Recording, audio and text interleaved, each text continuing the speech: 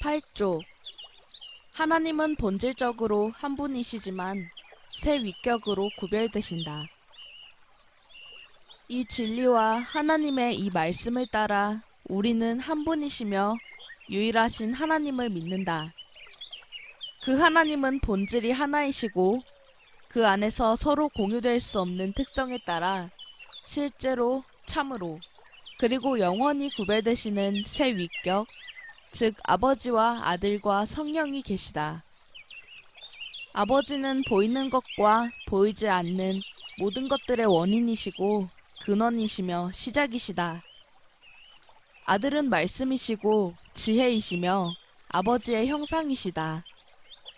성령은 영원한 힘과 능력이시며 아버지와 아들로부터 나오신다.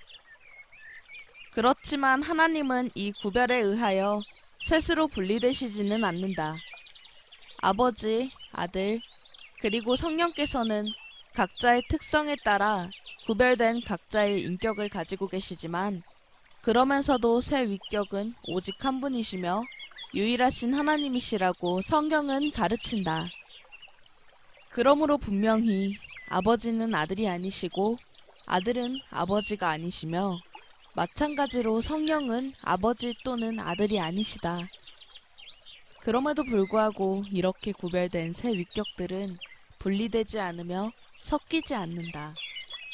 왜냐하면 아버지께서는 육신의 몸을 취하신 적이 없고 성령께서도 그러신 적이 없으며 오직 아들만이 그렇게 하셨기 때문이다. 아버지께서는 한 번도 아들이 성령이 없이 계셨던 적이 없다.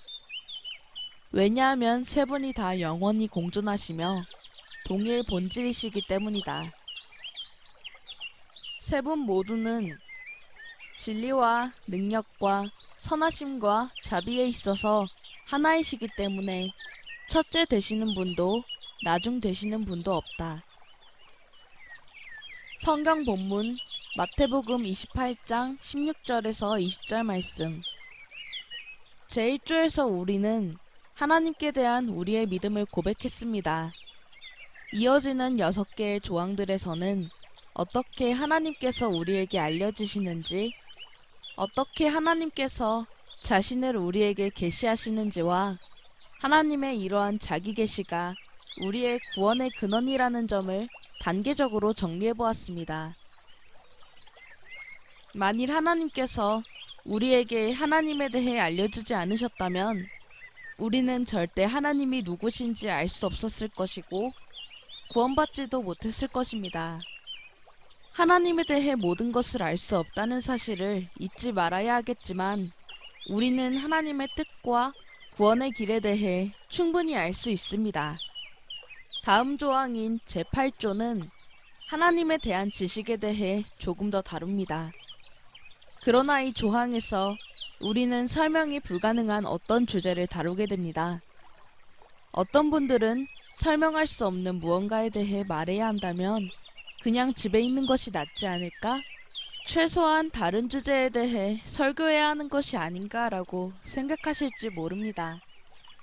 그러나 우리가 지금 살펴야 하는 주제는 매우 중요하며 우리가 그것을 설명할 수 없을지라도 성경이 그 주제에 대해 뭐라고 말하는지는 찾아볼 수 있을 것입니다. 이 책을 읽는 어린이 여러분이 있다면 아마 이런 경험을 해본 적이 있을 것입니다. 친구들이 비밀을 알려주지 않을 때 우리는 소외감을 느낍니다. 친구들이 우리 앞에서 귓속말을 하는 것을 보면 기분이 안 좋습니다.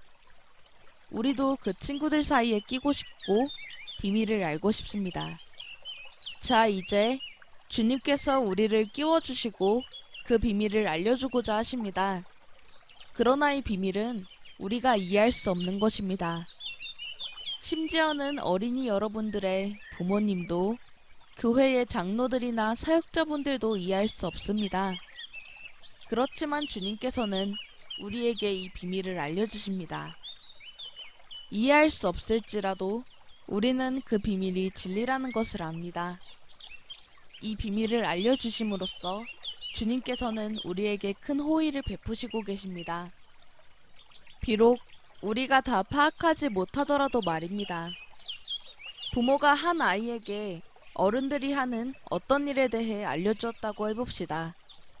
처음에 아이는 엄마와 아빠가 기뻐하는 것을 보고 왜 그런지 묻습니다. 부모님은 사고 싶었던 집에 융자에 관한 일 때문이라고 말합니다. 아이는 엄마와 아빠가 융자 때문에 행복해하기 때문에 자신도 즐거워하지만 융자라는 것에 대해서는 아무것도 모를 수 있습니다. 어쩌면 뒤뜰에서 자라는 어떤 식물이라고 생각했을지도 모릅니다.